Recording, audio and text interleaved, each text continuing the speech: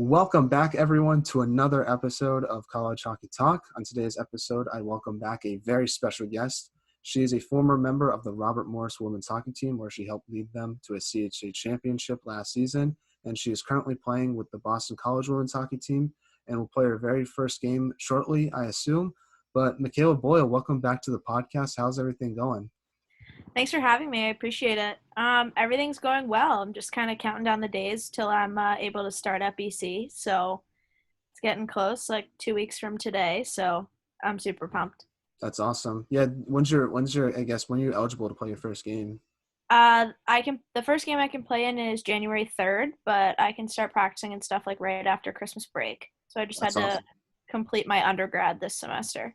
That's awesome. Well, what have you been doing, I guess, during the time? Because you're not really part of the team yet, but you're Yeah. still like a part of the team.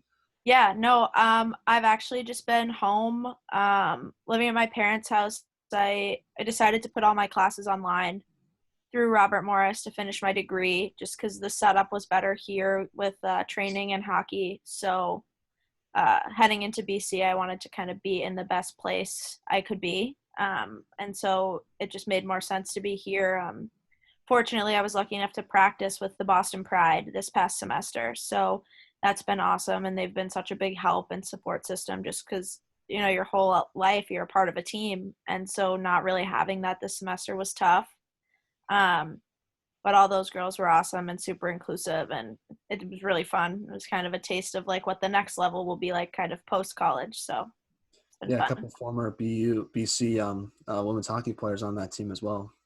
Yeah, I've been, I train with Katie Burt every day at the gym, and same with Callie Flanagan. It's like a longtime friend of mine. So it's been fun to kind of see them and get to play with them again.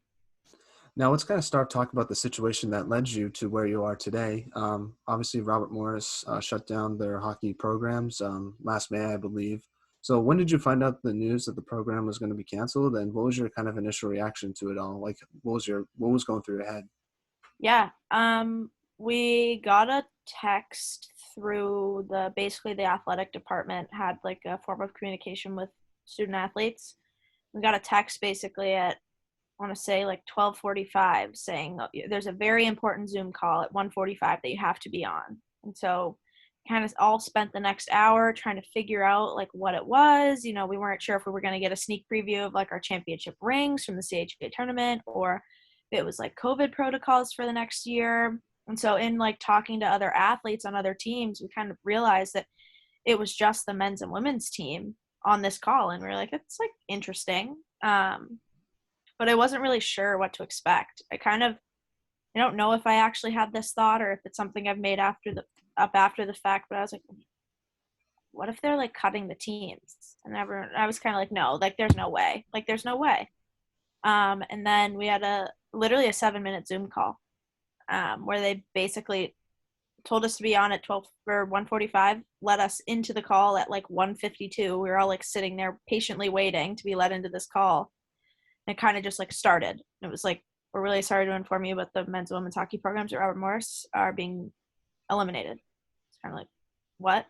It was like, you could see like slowly the little heads on the screen disappearing and people were just hanging up. Um, and I'm not kidding you. The first thing I did was call my dad. And before I got off the phone with my dad, it had already hit social media.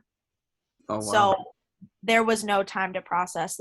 I feel so bad. Girls on our team were working and weren't able to be on the call, and their phones were blowing up, and they were like, "What's going on? Like, what happened?"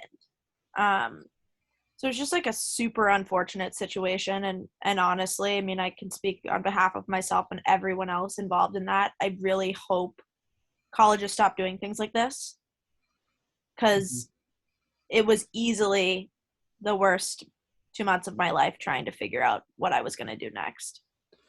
Yeah, at least I feel like most programs, like they give you some time to like figure out what's next after they announce it. It seems like for this situation, it just kind of happened suddenly, and you guys were kind of stranded on your own island.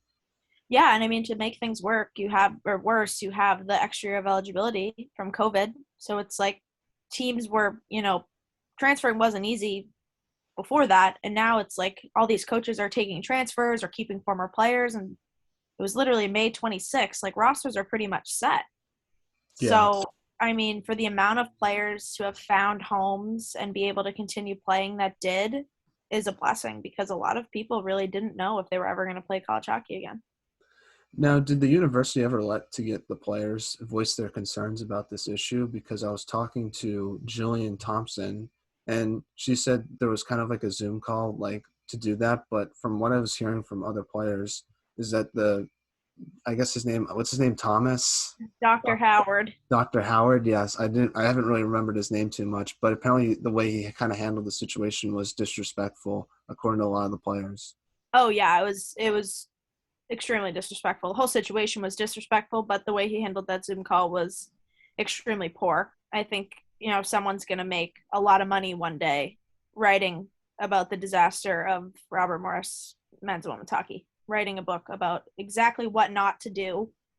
And it's a prime example. I mean, that Zoom call, it was like, oh, you can voice your concerns, and he ended up leaving the call early. We asked him to extend the call, and he denied. No, I can't. No, I can't. And then he did, but then he just ended up hanging up on us and leaving the call.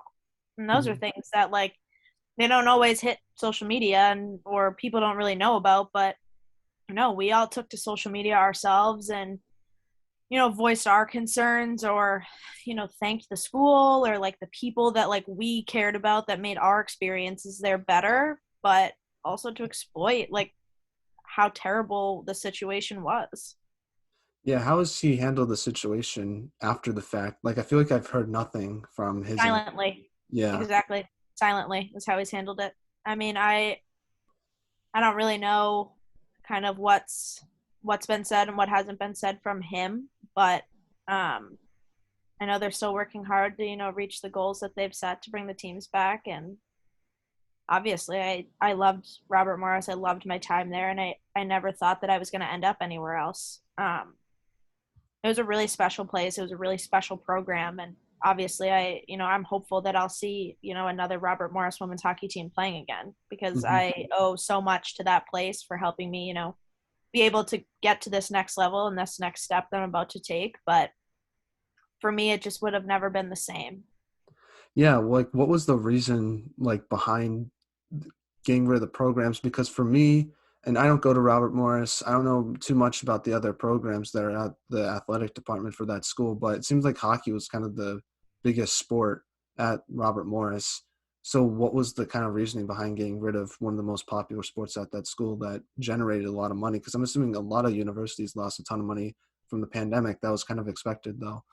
Yeah, there was never really a clear answer of like what it was. There were like three different answers, and like they've all kind of been tied together. And at first it wasn't a money issue, and then it suddenly became a money issue, and regardless of what it was, it still is wrong.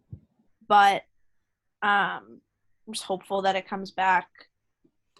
Now, is there anything you've done personally to help bring the program back? Because I know there's an announcement that they're trying to raise money to bring it back. Like, what's the whole story behind that? I'm a bit confused. Yeah. So basically, there was uh, a lawyer that got involved and helped to push basically the doors being open to the programs maybe returning if X amount of dollars was raised. So they've now, Derek Schooley, who was the men's coach, has taken over as basically running both the men's and women's return, along with Brie McLaughlin, who is a Robert Morris alumni.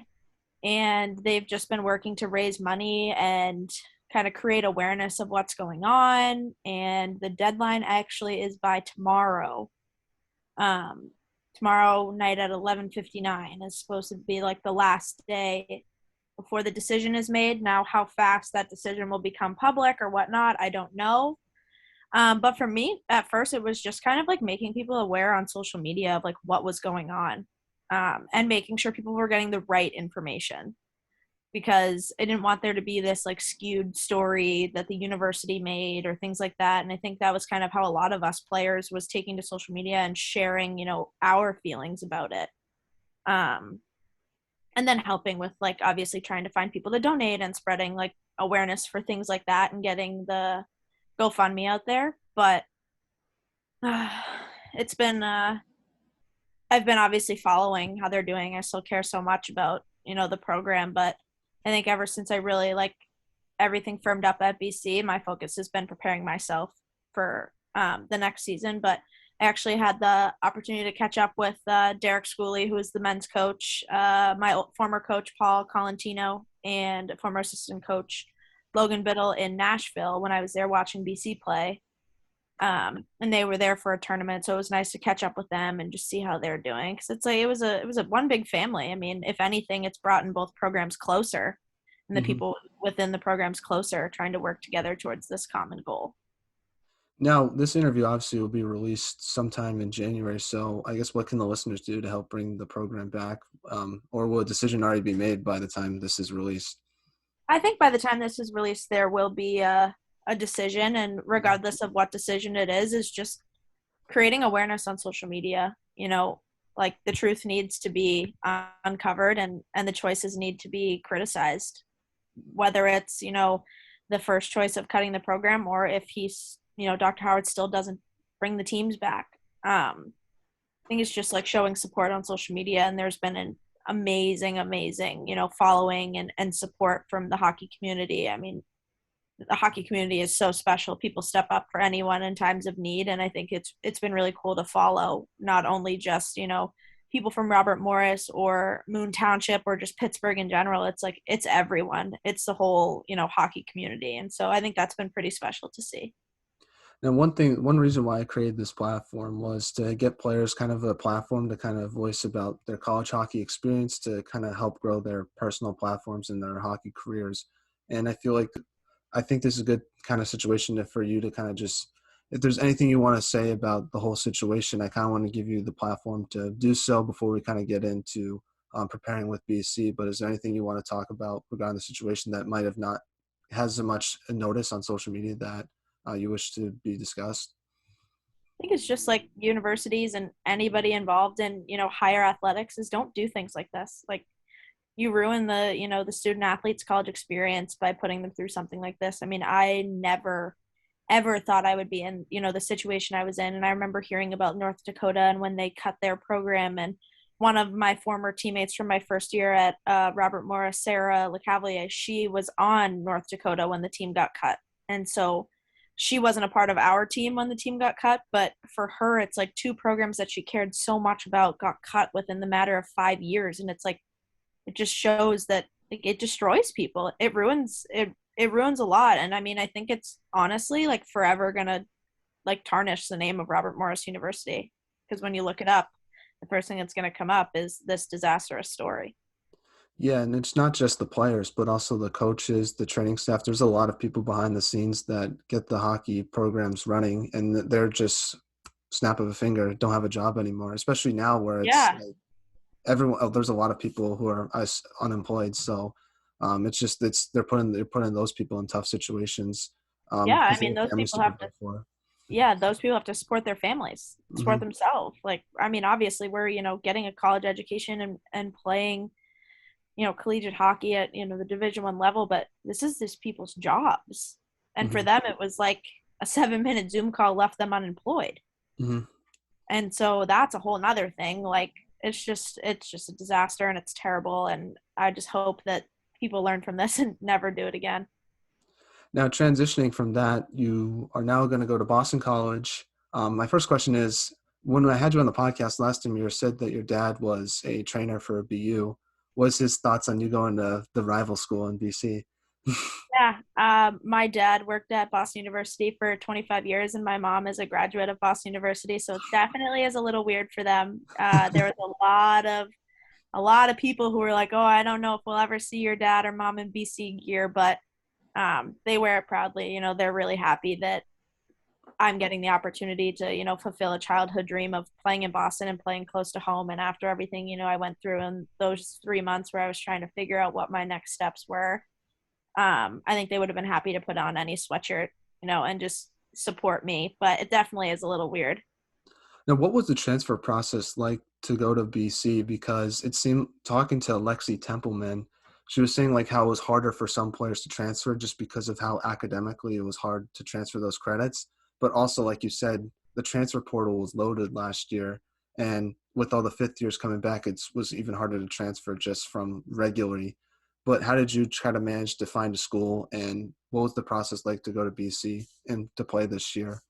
Yeah, for me, it was really challenging because I was too far ahead in my credits. Like, basically, this was technically my senior year academically, or this semester was my last year academically as a senior, and then I was transitioning into being a grad student at Robert Morris anyway.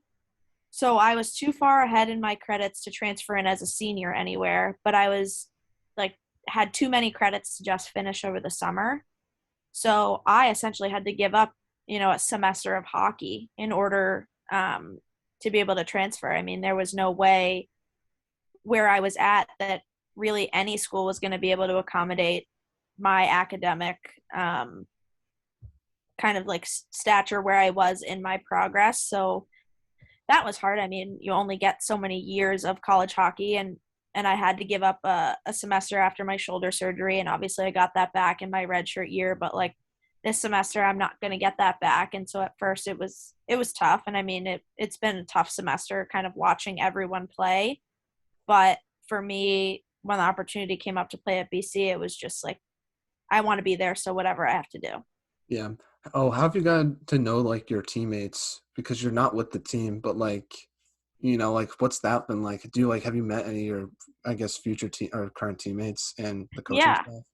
yeah. I've been around and stuff just because I've been home the whole semester, so I've gone to a bunch of games and hung out with girls. One of my childhood, really good friends, Olivia Finicaro, plays at BC, so I'm with her all summer training and skating. So I've been able to visit her a couple times and just make sure I like was able to still socialize and meet people, and obviously supporting them at games if it fit into my schedule. So I'm lucky that a lot of players on that team are from Massachusetts.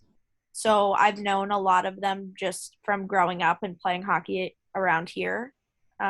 So I think the transition kind of heading into this next semester will be pretty easy. Yeah, no, I had Liv Finicaro on the podcast a couple months ago. Super awesome person. Like she's obviously a great hockey player, but one of the nicest people you ever meet off the ice. And I'm pretty sure she's an assistant captain this year, and well deserved honor for her. Yeah, Liv and I played together at Austin Prep, which is a Catholic school in the my hometown of Reading, and her dad was the boys hockey coach there while we were playing, and so I've known her since we were little, and she's an amazing person, and I'm excited to be her teammate again because she was such a great teammate, and I think, like you said, captain, like deservingly, she's one of the hardest workers both on and off the ice.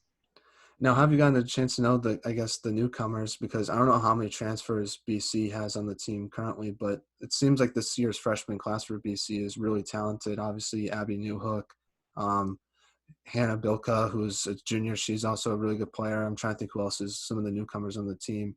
Kylie Erickson. So have you gotten to get to know some of the new freshmen? Yeah, just being around, kind of just like meeting people through like socializing outside of the rink and stuff like that. But I'm excited. It's going to be really fun. And I definitely will have to get to know, some of the younger players better than the older players that I already kind of have friendships with. But I don't think it'll be too hard. Now, what made you want to go to, I guess, what made you want to go to BC? Was there was there any other schools you were looking at, or was it kind of just like BC was the one school that you wanted to go to? No, I was exploring kind of any and every opportunity that I could have, and when BC kind of came about, my best friend Cayla Barnes plays at Boston College, and she's with the U.S. Women's National Team this year, preparing for the Olympics. But obviously, with her being there, we had always kind of talked about, we never really have been teammates, and so kind of getting to end our college careers together next year. Um, just seems like the perfect way to go out of college hockey. And like I said before, it was my childhood dream to play in Boston. I grew up, watching the Bean Pot and my dad coaching at BU. I just always kind of had that like goal in the back of my mind that I wanted to play in front of my, family and friends and be able to go home on the weekends if I wanted to. And I think for me it was really good to go to Clarkson and Robert Morris because it forced me to grow up and, really learn to take care of myself and be away from home. But it's kind of nice to come back on the tail end. And I have a 17-year-old brother, and so he's in, high school sports, and he's a really good hockey and lacrosse player. So I get to come home and like watch him play and continue to watch him grow up. And I feel like I've missed out on a lot of that stuff being away. So it's kind of just like perfect. Yeah, oh, yeah. 3 college teams in your career. Did you ever expect that to happen? No, no, Yeah. I didn't. I don't think anyone expects to even have more than one. I know I Yeah. kind of went into college like, oh, I'm gonna be at Clarkson for 4 years and be a graduate, and Hmm.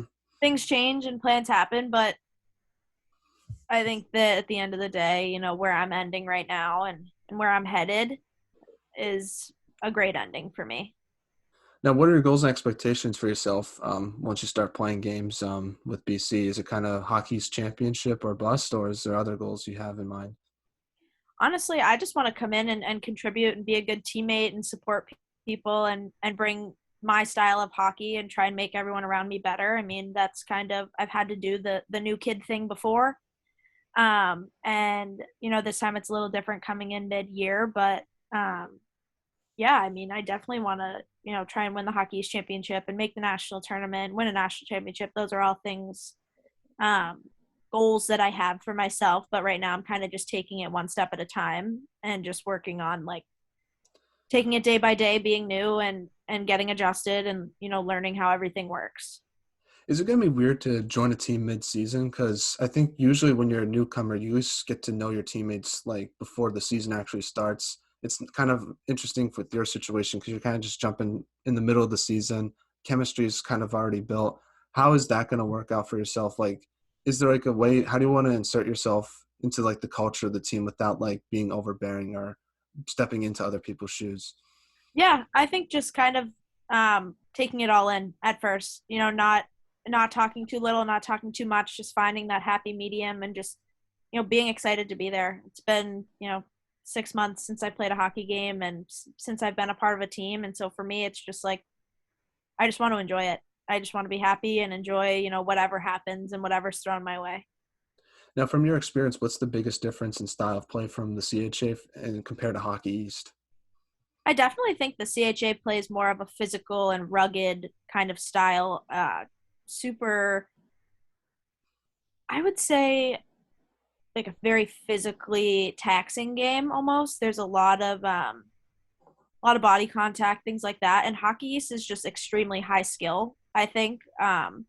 You have teams like Northeastern and BC and BU, and you can kind of go down the whole list. It's a pretty talented um, league, but definitely a lot of really skilled players in that league. Not that there isn't in the CHA, but I just think it's kind of a little bit different how teams play.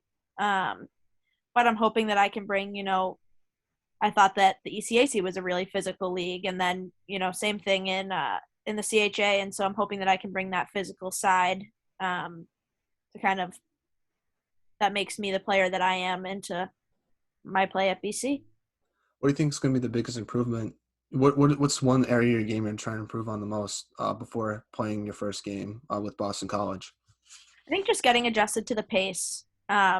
Obviously, they've been on the ice, 5, 6 days a week playing games for like 3.5 months now, and I've been doing whatever I can to get myself in shape and up to that. But I think it's going to take a little bit to find my legs and get my feet under me. So I'm hoping to use that first week of practice to make sure I'm moving and got everything down before that first game. Now, you mentioned this before, but you get to play with one of your childhood best friends, Cayla Barnes, with BC. Obviously, you're not going to play with her this year, but how excited are you to finally get the chance to play with one of your best friends in the collegiate level? Because that's one of the highest levels of hockey you can achieve. Yeah, I mean, she's phenomenal. She's one of the most skilled hockey players I've ever had the ability to, skate and train with all summer. She just thinks the game so well, and she sees a lot of opportunities and plays that you might be like, oh wow, like how did she think about that? And I've always kind of admired her ability and poise with the puck. Um, but I mean, outside of hockey, it's just gonna be nice. Like it always stunk at the end of this, summer. I had to say bye and leave my home to go somewhere else, and she was still staying in Boston, and always part of me would miss home and miss being around Boston and my friends and stuff like that. So I'm excited to kind of just be here. Have you had the chance to go to some of her games with the centralization process? I know they played at Hartford. That's kind of close by. So I don't know if you had the chance to go. Yeah, me and a couple of mine and Kayla's friends drove down to the Hartford game, and then she ended up coming back to Boston for the week. Just they had a break, so she came back to train and skate here. So it was nice to kind of get that time with her and be able to see her play. I'd never seen her score with the U.S. team, and she scored that night, so that was really exciting. I was like jumping up and down. I was so happy for her. Now, I don't know if this happened in that particular game, but I saw on Twitter where like Natalie Spooner was coming up and Cayla Barnes is like 5'2", but she took Spooner and basically just like threw her down. It was like a great physical play. I don't know if was it that at Hartford game, and what was your thoughts on Yeah, that? yeah, it was. It's actually funny. My dad is big into Twitter, and so he quote tweeted it and tagged her and said "little beast." That's just how she is. She's not afraid to kind of get into the middle of things, and again, it's another thing that makes her such a good player. Yeah, especially Spooner because I feel like she's one of the more skilled players for Team Canada, and I feel like there was a lot of defensemen that would be like afraid to like be aggressive with a player like that, but she wasn't afraid and basically just took her down. I don't know, like what were your thoughts when you first saw it? I honestly was a little surprised she didn't get a penalty, to be honest. But no, I mean, for me, I've seen her play at the college level, and nothing Yeah. really scares her. She's never let her size dictate anything in her career. She's always played big, so hmm I wasn't surprised by her mixing it up a little bit. No, I think there should be. I was glad they didn't call it because I think there should be more physical play in women's hockey. I honestly like. Do you think should like hitting should be allowed in the game? I feel like there should be. I'm interested though because I feel like different players have like different perspectives on it. Yeah, I mean, for me, being like a bigger, stronger player, I mean, I would love for there to be hitting. I like the physicality of it, but I think there's kind of a broad range of stature.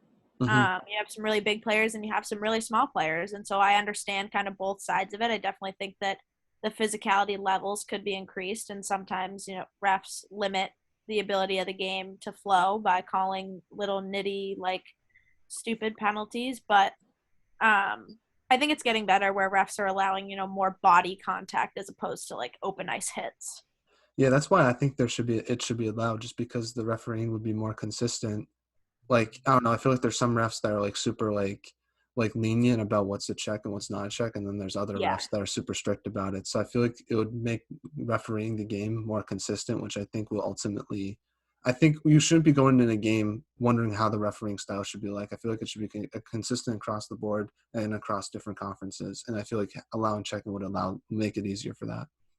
Yeah, no, there definitely is kind of a big gap in the way different leagues refs work and things like Mhm. that. But I think it'll come with time. Women's hockey is growing and improving so much, and so I think there'll kind of be a common ground met soon. What's the biggest check that you've ever thrown in a game? I feel like you've played so much college hockey that there's got to be a few times where you just laid someone out by mistake. Oh yeah, by mistake.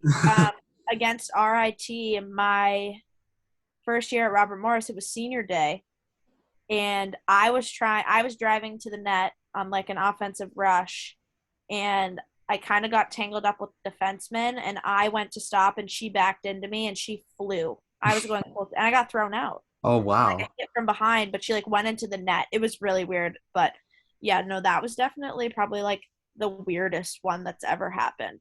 Where I Yeah. was kind of like, oh my god, I can't believe I got thrown out for that. Yeah, that's not fun. You have to take the walk of shame, especially on senior day. Yeah, it was tough. It was What, tough. what was the player okay? That's like the Yeah, all she right. was okay. So it was fine. I think she Now it's texted a us funny the next story to day. talk about now since it's been a few Yeah, years. yeah. And I've also probably wrecked myself a couple times just going too fast or being a little bit too out of control. I feel like I definitely have some good falls on video.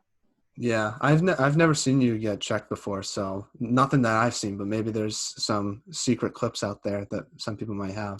Definitely playing against Clarkson. There were some good body contacts in that game. Now, transitioning back to like the past season with Robert Morris, so you were a leader on the team, and we talked about last podcast what kind of leadership you wanted to bring. and you said you want to basically just be a good example for the younger players. So I guess evaluating it today, how would you evaluate your leadership skills from this past year with Robert Morris, and how are you going to use that leadership skills that you learned with Robert Morris heading into Boston College? Yeah. I mean, I was really fortunate to learn from Lexi Templeman and JC Gebhardt and Natalie Marcuzzi and people like that during my time at Robert Morris. And so I definitely learned a lot about leadership and kind of how to do it. But I think kind of moving into my time at BC is just like being a good teammate and kind of showing up for people when they need it, and then just like hard work. That's something that I pride myself on is my work ethic, and so just bringing that and continuing to try and like set an example for the younger players. Speaking of Lexi Templeman, how awesome is it seeing her kill it with Ohio State? Yeah, I'm so happy for her. We stay in touch. We talk almost every day, and really glad that things are working out the way they have for her. She's so talented, and she has so much to offer, just not only as a hockey player but as a person. Oh yeah, one of the nicest people. Just like Lifina Carl, like great hockey player, but like one of the nicest people off the ice. And I think that's Yeah. what makes her a good hockey player is just being such a good person. Yeah, I'd have to agree. Now, I kind of want to transition and talk about this past season with Robert Morris. So you faced a lot of challenges with the schedule being kind of fluctuating a little bit, and you also didn't play in front of any fans. So kind of how'd you maintain, and what was your kind of mindset getting through all those challenges, and what was the secret to it? Yeah, I mean, we were pretty lucky. We only had, I think, one schedule change in the second half of the season, so we kind of got off pretty easy. We didn't have any like last minute cancellations to games or things like that. We just had one series that kind of got moved around. Um, but I definitely think like being flexible and just being able to adapt. I think that was the biggest thing you learned is just like you never know what's going to happen. So whatever happens, just like make the most of it. And then playing in front of fans, sadly, as a women's hockey player, it wasn't that big of a deal almost because we didn't have a ton of fans. It wasn't like we had like a packed house like a men's hockey game. So it wasn't terrible. I mean, it did stink like not having your parents be able to come watch you play and things like that, but I didn't find it awful. And it was nice kind of at the end of the season that we were able to have fans at the CHA games and Mhm. that the national tournament. Was it is it gonna be nice to finally have full capacity fans back at BC? Because BC didn't have that at all. They had no fans, so it must be Yeah. nice for those players to have fans back in the building. But it will be nice for you to kind of get that normal crowd at games when you play at BC. Yeah, especially playing close to home. I have so many Mhm. family and friends who have kind of been following the last 6 months in the journey. And so I'm kind of just excited for them to get to kind of see, what I've been working towards and just being back at home.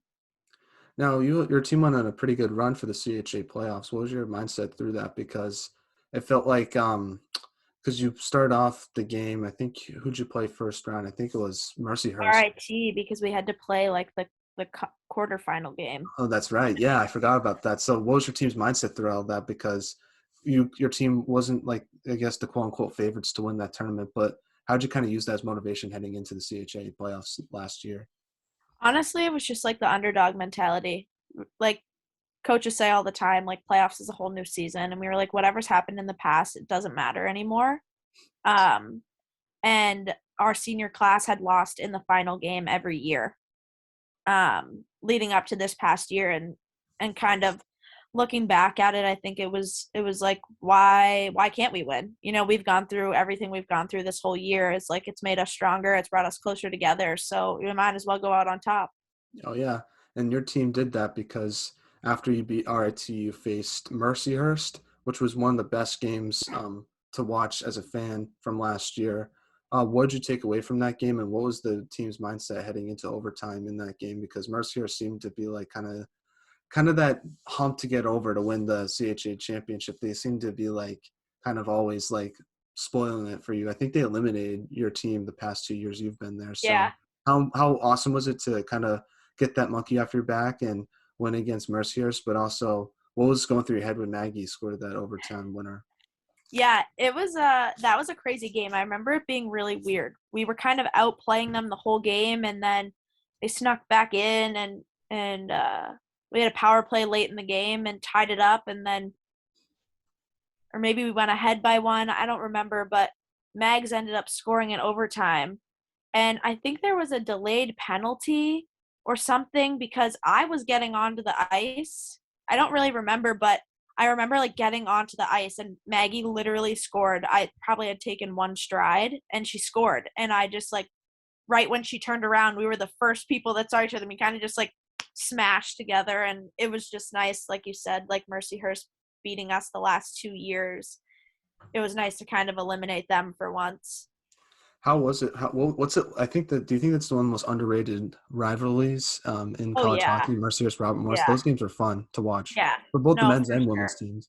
Yeah, definitely on the women's side, it's a huge rivalry, and I think that um, part of that is just because Coach Paul used to coach there and stuff like that. But no, it is a very underrated rivalry. Not underrated to any of the players playing in it, Oh yeah. but um, for sure it is. It's a good rivalry too. Now, in the final, you played Syracuse, and Syracuse was kind of going on a run. They beat Penn State, who are one of the top teams in the country last year. So, what did you take away from that game, especially defensively? Because I feel like that was one of your team's most impressive defensive performances all season was in the CHA final against Syracuse, and Reagan Kirk played outstanding. So, what was it like? What was your kind of personal takeaway from that game, and talk about the defensive performance that you had? Yeah, I mean the defensive performance the whole weekend was crazy. I mean, all three of our goalies played. So that was something that had never been done before, and it was awesome to see, all three of them really get to contribute to that championship. But Reagan's Reagan. She's amazing. I don't think I could ever say a bad thing about her as a player or as a person. She shows up big in big moments, and that game was an example of it. She was fighting through an injury, and she didn't let it stop her. Mm-hmm. She was awesome. She was really impressive, and just kind of like the defensive play as a group, you could tell so badly that we wanted to win. I mean, the last 30 seconds of that game were insane. Syracuse had the puck in the crease, I felt like, for the whole last shift, and to kind of be able to come out on top and go back, we watched it and it was just like people were diving and sliding and everyone was kind of laying themselves out there on the line just to make sure that puck didn't go in the net. And I think that kind of just showed our team's character Mm-hmm. a lot. And I think that was something, we'll always remember. Grittiness. That's how that wins championships, right? Yeah, exactly. Now, with that performance, what emotions were you feeling after winning the CHA championship for the first time?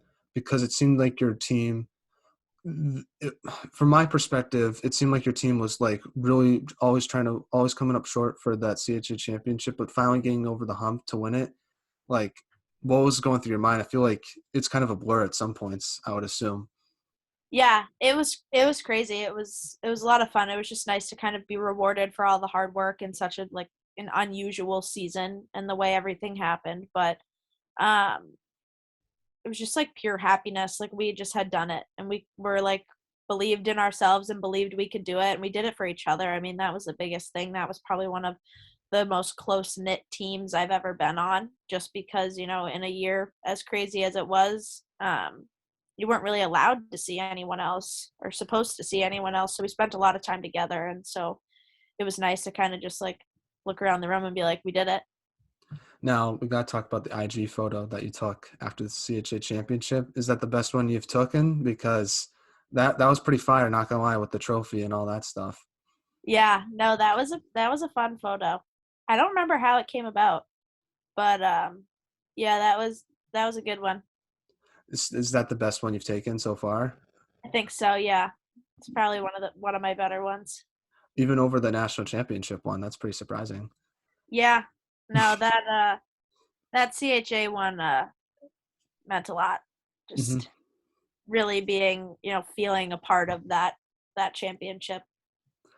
Now, heading into the national tournament, you played Northeastern. How'd your team prepare for that team, especially since Northeastern was one of the best teams in the country that year? But it seemed like even though they were the number one ranked team in the country, that didn't phase you from making a game out of it. No, I honestly think we gave them a really good game. The second goal they scored was off like a bad call on an icing, and I think that kind of changed the whole way the game was, because we went down 3-1 instead of 2-1, and it was a lot. But they're such a deep team. Hmm. They can play four lines and really, put four solid lines on the ice every shift. And I don't think we were as deep as they were, but I thought we fought and did what we could, and preparation was the same as it always was. We were working on being the best in our style of hockey. That was one thing I really liked about Coach Paul is he didn't really change anything based on who we were playing. It was just a constant belief in the fact that like we were good at what we do, and if we show up and play colonial hockey, we can beat anyone on any given night. Now, even though you lost that game to Northeastern, what would you take away from your national tournament experience? And is it weird to think about that that was your final game with RMU? Yeah, I mean, I found myself thinking about it a lot, that was kind of the last game I'll wear in the Robert Morris jersey, but it was a fun game. We didn't really give up at all. We kind of kept fighting all the way through, and I was really proud of us. I don't think the whatever 5-1 final score dictated the game at all, and I know that their coaches and their team didn't think so either. It felt like a much better game than that. Um, but yeah, it was. I think the biggest takeaway was just like it was a great experience to get there. Now, what would you overall take away from your hockey experience at Robert Morris, even though it ended kind of unexpectedly? When you look back on it now, like, what do you take away from it? I take away from it like the power of being given an opportunity and someone just being willing to take a chance on you. Logan Biddle, who was the assistant coach at the time, really took a chance on me. And I know Coach Paul had never seen me play until I got there for the first day of practice. But I think it ended up being a perfect situation for both of us. I mean, I became, really became the player that I wanted to be and contributed. And I think that they were happy that things worked out the way that they did. And overall, it was a really positive experience. I don't really walk away from there with any complaints. I loved my time there as a Colonial. I loved Pittsburgh. I loved all the people that I met at that school, and I think that was the hardest part. Is like, not only did I like unexpectedly say bye to all of my teammates, but everyone else that I met during my time at Robert Morris. It was almost like a forced goodbye again.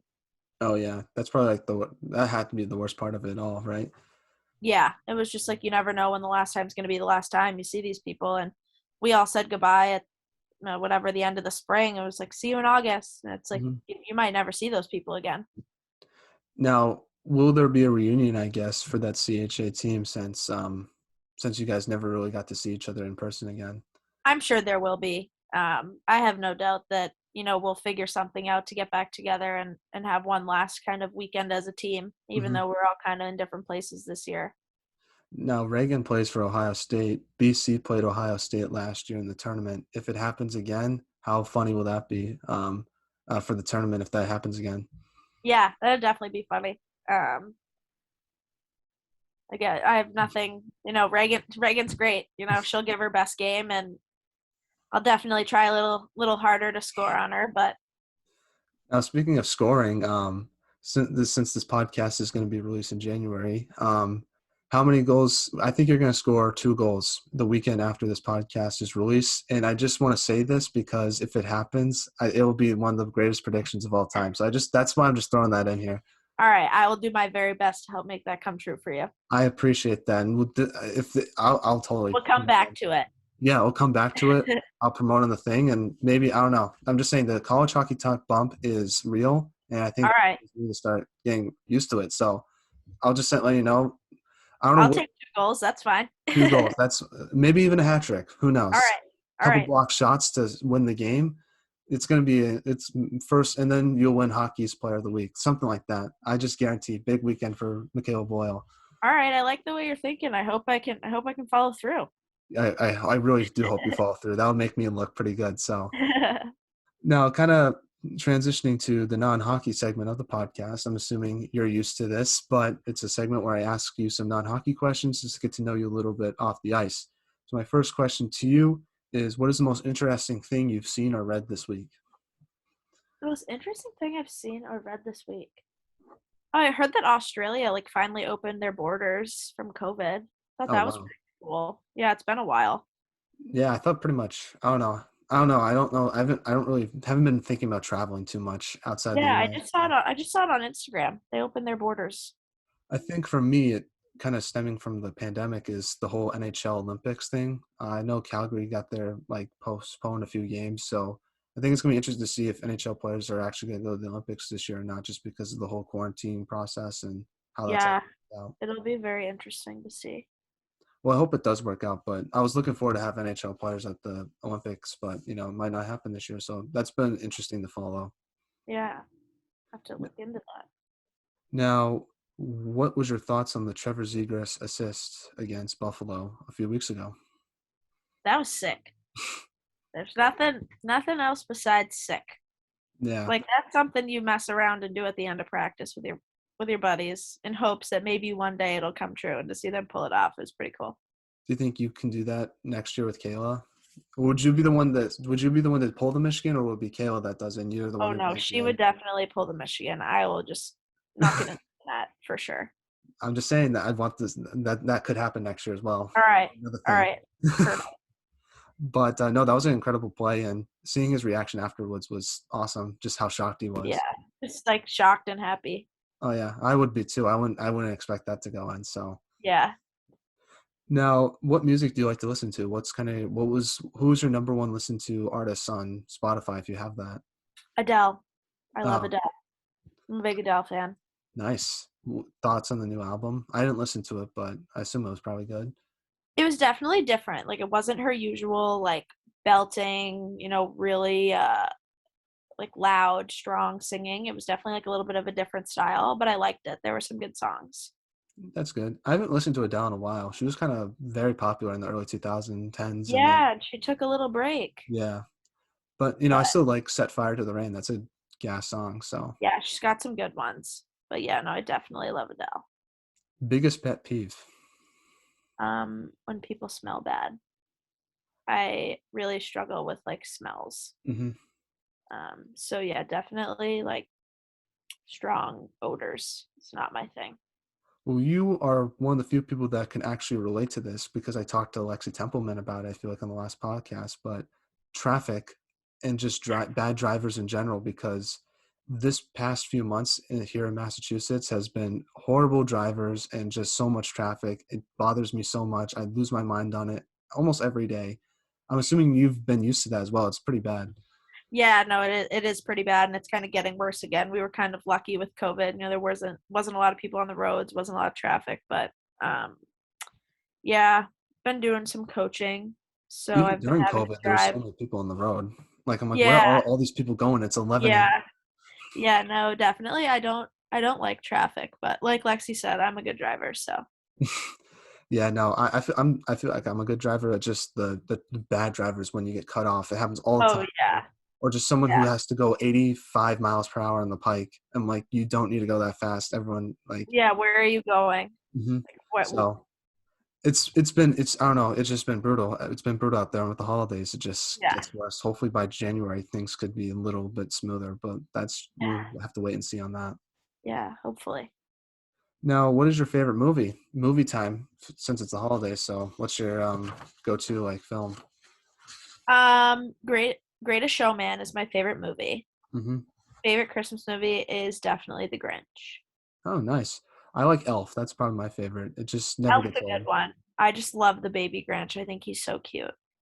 I've seen the old one, like from like the 60s, like the Yeah, animated one. I haven't seen like some of the newer versions though.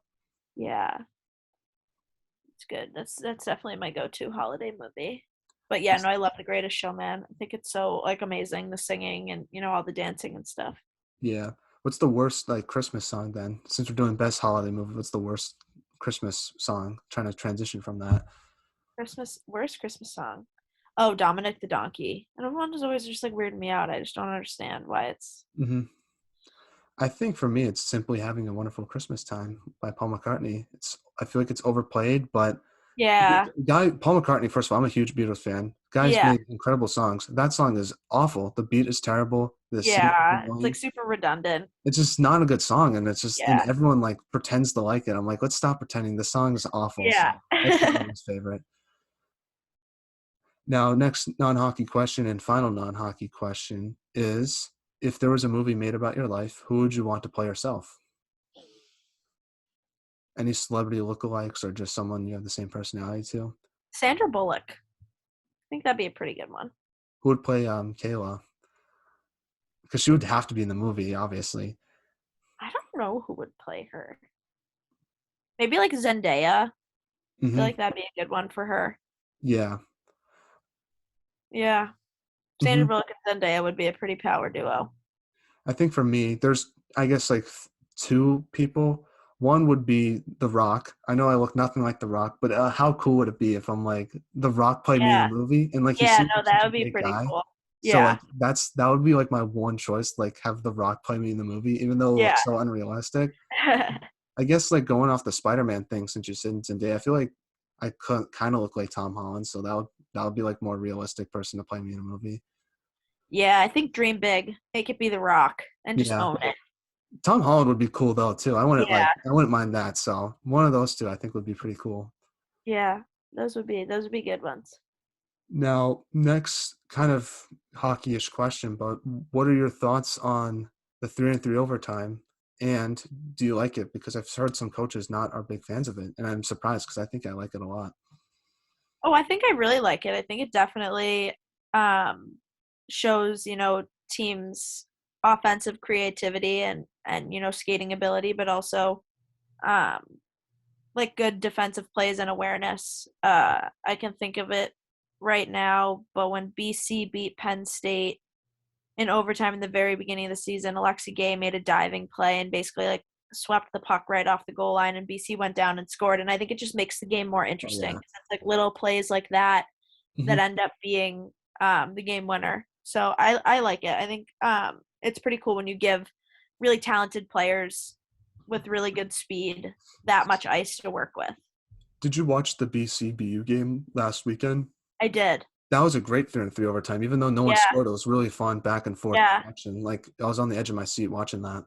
Yeah. No, I think it makes it like super interesting because it's kind of like one mistake can really make Oh or yeah. break the whole game. What were your thoughts on BU's old school jerseys? And there's one question I have because I feel like you would know this. So they weren't wearing helmets in warm up. I thought it was you couldn't do that in college. I thought that was illegal. So I was very surprised about that. I don't know if you saw Oh, that as I don't. well. I didn't. I don't know. No, they weren't wearing helmets. I was like, I didn't think you could do that, but I guess so. Who Oh, knows? I have no idea. Hmm. But Never did you seen see it the before. jerseys that BU wore though? Yeah, What was your thoughts on them? pretty cool. I'm High school. transitioning to I'm a full BC fan now, so Hmm. they were just okay. BCs are better. Oh, did you see BC's women's new jerseys? Those things Yeah, are gas. yeah, they're sick. Are you They excited to wear definitely that? win. When are they gonna wear them at home? I They don't wore them at know. Maine. I have no idea. I'm excited to wear them. I hope I get to wear them. Oh I think yeah, they're cool. no. You thing is you can't wear them every weekend though. You have to wear them like on specific weekends. And I don't know if they Yeah, played BU or yet or not. Like for a weekend series, I think they played them one time yeah, this I think year.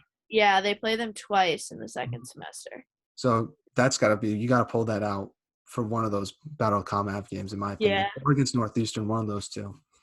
which would be pretty good. So Pretty that's just my suggestion. If anyone's listening from BC, if good. that would be pretty cool. So I would agree. That'd be pretty. totally, totally. Now, what were your thoughts on the podcast since we've last had you on the pod? It's been like over a year, been almost 2 years now. But what were your thoughts on your interview? I thought you did okay. That's when I was starting to like develop into a better. No, yeah, you've done a great job, and I think the questions have even grown too, Mhm. and kind of like tailoring the questions to every specific player and having some like general staples, but it was awesome. Well, I appreciate it. Yeah, and have I improved significantly since then? I feel like I have. I like to Yes, hear you my have. development. Yeah, no, you Mhm. have. You're more confident. Thank you. I appreciate Where that. in the beginning, like I feel like obviously when you start something new, it's hard to be confident, but you've definitely like found your voice. Well, I appreciate the kind words. That Of means a lot course. to me. So I'm always trying to improve. So I like to get your perspective and other Yeah. guest perspective on it. Now, is there any guest that we should have on in the future, or that I should have on in the future? I guess I know one of the answers, but is there anyone else? Kayla, trying to think. Jesse Comfort would be a good one. Yeah, she would be cool. She's from She Chicago, played at right? Yeah, she played at BU. She's from Chicago. She'd be another good one, or even Lacey Eden. Hmm. at Wisconsin. Yeah, no, obviously Cayla Barnes, like one of the best, but she's so much fun to watch. I've never seen her play in person, but one of the best defenders I've ever seen play. Yeah, no, she's really good. Trying to think who else from your team would be interesting. I think I know I really like from BC that I don't think gets enough credit is Willow Corson. I think she's one of the best like offensive players on in hockey, and I don't think no one talks about her. She's awesome. Yeah, she's super underrated, but I think she likes it that way. Like she's a very like she's quiet and kind of comes out when she wants to, and I think that's she surprises you like that one goal that made like NHL Network or Oh whatever yeah, last the year, sauce her pass, soft the pass, but like GoPro. she like things like that. Hmm. But yeah, no, she'd be a good one too. Does she have the best style in college hockey? Because I don't know if you saw the photo with her, Abby Newhook, and Katie Pine, the three of them. That was Yeah. pretty fire. That was like a movie poster right there. Yeah, iconic. No, they do. Everyone's got pretty good style. Oh really? I'd say.